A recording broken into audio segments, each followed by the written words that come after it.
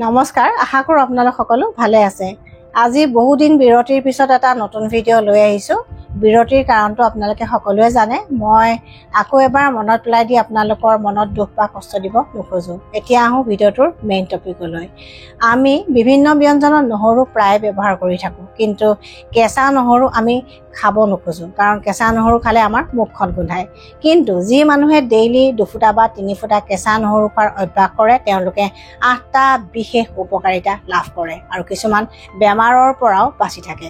এই 8টা বিশেষ উপকাৰিতা কি আৰু নহৰু কি কি বেমাৰৰ কাৰণে উপকাৰী, নহৰু কিছুমান বেমাৰত আমি ঔষধ হিচাপে কেনেকৈ ব্যৱহাৰ কৰিব পাৰোঁ, আৰু কেঁচা নহৰু খালে কিবা ছাইড ইফেক্ট হয় নেকি, বা নহৰু খাওঁতে ল'বলগীয়া সাৱধানতাসমূহ কি কি, এনেকুৱা বহুতো ইম্পৰ্টেণ্ট কথা আজি আলোচনা কৰিম।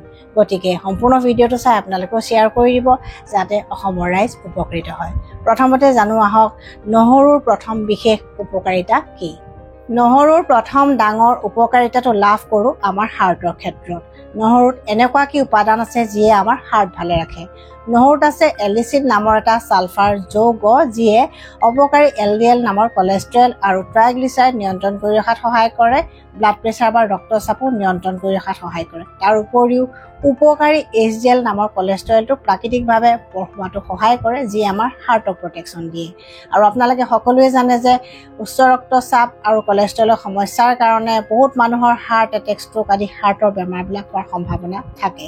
গতিকে নহৰুৱে এই সকলোবিলাক নিয়ন্ত্ৰণ কৰি ৰাখি আমাৰ হাৰ্টটোক ভালে ৰাখে বা বিভিন্ন ধৰণৰ হাৰ্টৰ ৰোগৰ প্ৰতিষেধক হিচাপে কাম কৰে। নহৰুৱে ইয়াৰ উপৰিও ব্লাড ভেচেল বা ৰক্তবাহী নলিকাবিলাকত তেজৰ চলাচল ভালে ৰখাত সহায় কৰে আৰু ৰক্তবাহী নলিকাবিলাকত কলেষ্ট্ৰল জমা নোহোৱাকৈ ৰাখে, যাৰ কাৰণে বিভিন্ন ধৰণৰ হাৰ্ট ডিজিজৰ পৰাও আমাক নেচাৰেলি বচাই ৰাখে। আপোনালোকে সকলোৱে জানে যে 2 ফুটা বা 3 ফুটা কেঁচা নহৰু খালে ৰক্তচাপ বা ব্লাড প্ৰেছাৰ কমি থাকে আৰু কলেষ্ট্ৰলো কমি থাকে। আৰু যিসকলৰ ব্লাড প্ৰেছাৰ বাঢ়ি আছে বা কলেষ্ট্ৰলৰ সমস্যা আছে, তেওঁলোকে ৰাতিপুৱা খালী পেটত 4 ফুটামান নহৰু, কেঁচা নহৰু বাকলিৰে সৈতে যদি চুবাই খায়, তেওঁলোক বেছি উপকৃত হয়। বা ৰাতি ভাত সাজৰ লগত 3 ফুটা বা 4 ফুটা কেঁচা নহৰু খালেও তেওঁলোক উপকৃত হয়। তাৰ উপৰিও নহৰু 2 ফুটা বা 3 ফুটা খুন্দি লৈ এচামুচ মৌজোলৰ লগত তেওঁলোকে যদি নিয়মীয়াকৈ খায়, তেতিয়াও তেওঁলোক উপকৃত হয়। নাইবা চাটনি, বিশেষকৈ তেতেলীৰ চাটনিৰ লগত যদি নহৰু মিহলাই বনাই খোৱা যায়, তেতিয়াও বহুত উপকাৰিতা পোৱা যায়। কিন্তু অকল নহৰু খালে যে ব্লাড প্ৰেছাৰ বা ৰক্তচাপ নিয়ন্ত্ৰণ হৈ থাকিব, সেই কথাটো আপোনালোকে ভুলতো নেভাবিব, কাৰণ কেতিয়াবা হয়তো বাঢ়ি যাব পাৰে। সেইকাৰণে ডক্তৰৰ মেডিচিনবিলাক খাই থাকিব লাগিব, যাতে ৰক্তচাপ বা কলেষ্ট্ৰলৰ সমস্যাবিলাকো নিয়ন্ত্ৰণ হৈ থাকে। নহৰুৰ 2 নম্বৰ বিশেষ ঔষধি গুণটো হৈছে ইয়াৰ বিষনাশক গুণ। গাঁঠিৰ বিষ বা আৰ্থ্ৰাইটিছৰ সমস্যা থকা ব্যক্তিৰ কাৰণে নহৰু হৈছে এটা নেচাৰেল পেইন কিলাৰ, কাৰণ ইয়াৰ এণ্টি ইনফ্লেমেটৰী গুণ আছে আৰু বিষনাশক গুণ আছে। যাৰ গাঁঠিৰ বিষৰ সমস্যা আছে, তেওঁলোকে নহৰু কেইটামান বিশেষ নিয়মত ব্যৱহাৰ কৰি চাব পাৰে। প্ৰথম নিয়মটো একেবাৰে সহজ। ৰাতি ভাত সাজৰ লগত 2 ফুটা বা 3 ফুটা কেঁচা নহৰু খোৱাৰ অভ্যাস কৰক, আৰু দিনৰ ভাত সাজৰ লগত মাজে সময়ে আপোনালোকে নৰসিংহ, ভেদাইলতা আৰু পচতীয়াৰ লগত নহৰু জালুক দি জালুকীয়া আঞ্জা কৰি খাবলৈ লওক। আৰু মাজে সময়ে ছজিনাৰ পাতৰ আঞ্জা খাব পাৰে, আৰু মাজে মাজে টাৰ্মাৰিক আৰু চিনামন টি, অৰ্থাৎ ডালচেনি আৰু হালধিৰ বনৌষধি চাহ খাব পাৰে। আৰু নহৰুৰ পৰা প্ৰস্তুত কৰা এবিধ বিশেষ ধৰণৰ তেল আপোনালোকে আক্ৰান্ত অংশত ব্যৱহাৰ কৰিব পাৰে, বা গাঁঠিৰ বিষৰ ক্ষেত্ৰত আপোনালোকে ব্যৱহাৰ কৰি চাব পাৰে। আৰু তেলটো প্ৰস্তুত কৰিবলৈ একেবাৰে সহজ। সম পৰিমাণৰ মিঠাতেল আৰু তিল তেল লওক আৰু গৰম কৰি লওক। তাতে মেথি গুটি, অজৱাইন বা জনি গুটি, নহৰু আৰু অকণমান হিং দি উতলাই নমাই থ'ব। তাৰপিছত অলপমান ঠাণ্ডা হোৱাৰ পিছত চেকনিৰে চেকি বটলত ভৰাই থ'ব। ৰাতি শুবৰ সময়ত আপোনালোকে গাঁঠিত লাহে লাহে মাছাজ কৰি দিব। বেছি জোৰকৈ মাছাজ নকৰিব, লাহে লাহে মাছাজ কৰি আপোনালোকে শুই থাকিব। এইদৰে 2 মাহ 3 মাহমান ব্যৱহাৰ কৰি চাওক, নিশ্চয় সুফল পাব। তাৰ লগতে আয়ুৰ্বেদিক চিকিৎসকৰ পৰামৰ্শ মতে অশ্বগন্ধা, আমলা বা আমলখি, এনেকুৱা কিছুমান আয়ুৰ্বেদিক বনৌষধি বা আয়ুৰ্বেদিক চিকিৎসাও আপোনালোকে গ্ৰহণ কৰিব পাৰে। নহৰুৰ 3 নম্বৰ বিশেষ উপকাৰিতাটো লাংছ বা হাওঁফাওঁ ৰোগৰ ক্ষেত্ৰত দেখা যায়। চৰ্দি, কাহ, হাঁপানি, ব্ৰংকাইটিছ, নিউমনিয়া, TB বা যক্ষ্মা আদি শ্বাস প্ৰশ্বাসতন্ত্ৰৰ ৰোগৰ ক্ষেত্ৰত নহৰুৱে ঔষধ বা মেডিচিনৰ দৰে কাম কৰে। শ্বাস প্ৰশ্বাসতন্ত্ৰৰ ৰোগৰ ক্ষেত্ৰত আমি নহৰু কেইবাটা নিয়মত ঔষধ হিচাপে ব্যৱহাৰ কৰিব পাৰোঁ। প্ৰথম সহজ নিয়মটো ককা আইতাহঁতে আমাক শিকাই থৈ গৈছে, সেইটো হৈছে নহৰু তেলৰ মালিচ। মিঠাতেলত নহৰু ভাজি তেলখিনি গৰম হৈ থাকোঁতে বুকু বুকু পিঠি ৰাজহাড় হাত ভৰি তলুৱা আদিত মালিচ কৰিলে চৰ্দি কাহ হাঁপানি ব্ৰংকাইটিছ আদি সকলো ধৰণৰ ৰোগীয়ে যথেষ্ট উপশম পায় আৰু এই দিহাটো আমি প্ৰায় ব্যৱহাৰ কৰি নিশ্চয় সুফল পাই থাকোঁ। 2 নম্বৰ ঘৰুৱা বিধানটোৰ বাবে শেৱালি ফুলৰ লগত নহৰু জালুক দি ভাজি খাব পাৰে বা সেকি খাব পাৰে আৰু শেৱালি ফুল যদি নাথাকে তেতিয়া শেৱালি ফুলৰ কোমলীয়া আগ 5টা মানৰ লগত নহৰু জালুক দি ভাজি বা সেকি খাব পাৰে আৰু এই দিহাটো আপোনালোকে দিনৰ ভাগতে কৰিব অৰ্থাৎ ব্ৰেকফাষ্ট বা লাঞ্চৰ সময়ত কৰিব ৰাতি তিতা পৰাপক্ষত খাব নালাগে আৰু এসপ্তাহত আপোনালোকে 2 দিন বা 3 দিনকৈ যদি এনেকুৱা দিহাবিলাক কৰি চাই নিশ্চয় সুফল পাব। 3 নম্বৰ সহজ ঘৰুৱা বিধানটোৰ বাবে দ্ৰোণ শাকৰ লগত নহৰু জালুক দি ভাজি বা সেকি খাব পাৰে বা বইল কৰি খাব পাৰে বা খাৰৰ আঞ্জা বনাইও খাব পাৰে আৰু 4 নম্বৰ সহজ ঘৰুৱা বিধানটোৰ কাৰণে দ্ৰোণ শাকৰ লগত 5টা বা 6টা পচতীয়া আগ দি নহৰু জালুক দি ভাজি খাব পাৰে বা কলপাতত দি সেকি খাব পাৰে বা টাৱাটো সেকি খাব পাৰে। 5 নম্বৰ ঘৰুৱা বিধানটোৰ কাৰণে অলপমান মিঠাতেল লওক গৰম কৰি লওক আৰু তাতে কেইফুটামান কেঁচা নহৰু আৰু আধা চামুচমান ক'লা জিৰা দি দিয়ক আৰু সেইখিনি গৰম ভাতৰ লগত বা পিটিকা ভাতৰ লগত মাজে মাজে খাবলৈ লওক নিশ্চয় সুফল পাব আৰু এইদৰে প্ৰস্তুত কৰা তেলখিনিৰে বুকু আৰু পিঠিত মালিচ কৰিলেও বুকুত জমা হোৱা কফখিনি ওলাই যোৱাত যথেষ্ট সহায় হয় আৰু শ্বাস প্ৰশ্বাস তন্ত্ৰৰ যিকোনো ৰোগতেই নিশ্চয় সুফল পাব। কিন্তু অকল এই দিহাবিলাকেই আপোনালোকে একমাত্ৰ চিকিৎসা হিচাপে নল'ব, মাজে মাজে দিহাবিলাক সাল সলনি কৰি থাকিব আৰু প্ৰয়োজন সাপেক্ষে আয়ুৰ্বেদিক চিকিৎসকৰ পৰামৰ্শ মতে আয়ুৰ্বেদিক চিকিৎসা গ্ৰহণ কৰিব, তেতিয়াহে আপোনালোকে বেছি সুফল পাব কাৰণ সকলো ৰোগৰ চিকিৎসা কেৱল ঘৰুৱা দিহা নহয়। 4 নম্বৰ বিশেষ উপকাৰিতাটো আমাৰ ইমিউনিটি বা ৰোগ প্ৰতিৰোধ তন্ত্ৰৰ ক্ষেত্ৰত দেখা যায়। নহৰুৱে আমাৰ দেহৰ ৰোগ প্ৰতিৰোধ তন্ত্ৰ শক্তিশালী কৰে কাৰণে ইয়াক এটা নেচাৰেল ইমিউনিটি বুষ্টাৰ বুলি কোৱা হয় কাৰণ ৰোগ প্ৰতিৰোধ তন্ত্ৰক শক্তিশালী কৰা WBC বা শ্বেতৰক্ত কণিকাক ই সক্ৰিয় কৰাত সহায় কৰে আৰু ইয়াৰ যিহেতু এণ্টি ইনফ্লেমেটৰী বা এণ্টিঅক্সিডেণ্ট প্ৰপাৰ্টি আছে গতিকে ই আমাৰ দেহৰ ইমিউনিটি ষ্ট্ৰং কৰে আৰু ইয়াক এটা নেচাৰেল এণ্টিবায়'টিকো বুলি কোৱা হয় কাৰণ ইয়াৰ এণ্টিভাইৰেল এণ্টিবেক্টেৰিয়েল প্ৰপাৰ্টিজ আছে অৰ্থাৎ বেক্টেৰিয়া ভাইৰাছ আদি বেমাৰ সৃষ্টিকাৰী বীজাণুবিলাক ধ্বংস কৰাত বা প্ৰতিৰোধ কৰাত সহায় কৰে গতিকে ই এটা নেচাৰেল এণ্টিবায়'টিক আৰু নেচাৰেল ইমিউনিটি বুষ্টাৰ।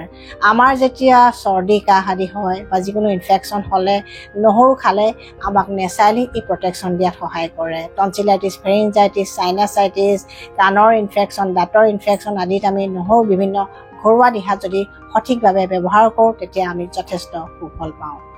5 নম্বৰ ডাঙৰ উপকাৰিতাটো হৈছে যে ই ফেট লছ বা দেহৰ অতিৰিক্ত চৰ্বি কমাত সহায় কৰে কাৰণ ই আমাৰ দেহৰ মেটাবলিজিম ফাষ্ট কৰে, বিশেষকৈ ফেটৰ মেটাবলিজিম ফাষ্ট কৰাৰ কাৰণে দেহত অতিৰিক্ত চৰ্বি জমা নহয় বা জমা হ'লেও সেইখিনি বাৰ্ণ হয় বা সেইখিনি নষ্ট হৈ যায় বা নাইকিয়া হৈ যায়। তাৰ কাৰণে আপোনালোকে ডেইলি খাদ্য তালিকাত 2 ফুটা বা 3 ফুটা কেঁচা নহৰু নিয়মীয়াকৈ ৰখা কৰক আৰু ব্যঞ্জনবিলাক বনাওঁতে প্ৰায়ে নহৰু দি বনোৱা কৰক আৰু ৰাতিপুৱা খালী পেটত 2 চামুচ এল'ভেৰা জুচ বা 2 চামুচ আমলখিৰ ৰস এগিলাচ পানীৰ লগত মিহলাই নিয়মীয়াকৈ খালী পেটত খোৱাৰ অভ্যাস কৰিব পাৰে বা আপোনালোকে হালধি আৰু ডালচেনিৰ বনৌষধি চাহ বা হাৰ্বেল টি নিয়মীয়াকৈ খাব পাৰে আৰু ইচ্ছা কৰিলে আপোনালোকে আদা হালধি ডালচেনি নেমু ৰস মিহলাই ৰাতিপুৱা খালী পেটত এটা ডিটক্স ড্ৰিংক বনাই আপোনালোকে নিয়মীয়াকৈ খাব পাৰে। এল'ভেৰা আৰু চিয়া চিডৰ ডিটক্স ড্ৰিংকো আপোনালোকে ৰাতিপুৱা খালী পেটত খাব পাৰে। এনেকুৱা ধৰণৰ ড্ৰিংকছবিলাকৰ ভিতৰত আপোনালোকৰ বডি বা শৰীৰত যিটো ড্ৰিংকছে মানে সেইটো আপোনালোকে ফ'ল' কৰিব পাৰে।